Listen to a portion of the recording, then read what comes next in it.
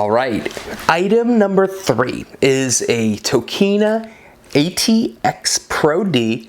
It is the 100mm macro from Tokina, and I have always shot the Canon L 100mm macro. It's a fantastic macro. I've done every wedding with it. I've used it for years. Somehow the folks over at Tokina saw my macro work and actually reached out to see if I'd be interested in being a brand ambassador for them for their macro gear. And I'm incredibly flattered and really excited at the idea. But I also replied back, I haven't actually used the Tokina lens yet. I'd want to use it a bunch before I make that decision. And they were gracious enough to send it out for me to use and to check it out. So I'm in the process of doing that. Interestingly, they sent it out about 2 weeks ago, and I took a really substantial tumble on a shoot and broke a couple of ribs. So I haven't gone out and shot it much. And now I'm basically just getting back around to moving like a normal human being. So I will shoot it over the Thanksgiving break. One of the nice things that I do like about it is the price is less than half of the Canon L version.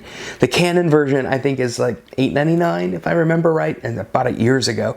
But it's not $1,000, but it's up in that general neighborhood. This is $339 I think on Adorama. I'll put a link in the notes below to locate that. And it'll actually be an affiliate link, so if you're interested in checking it out, anything that you would use from that link would help me out with a little tiny commission. So that would be awesome if you would be willing to do that. The focus mechanism, auto to manual, clicks back and forth like this, which it works really, really well. You also have a full range distance and a limited range distance, whether you're gonna do only macro or if you want it to be available as, like, say, a portrait lens.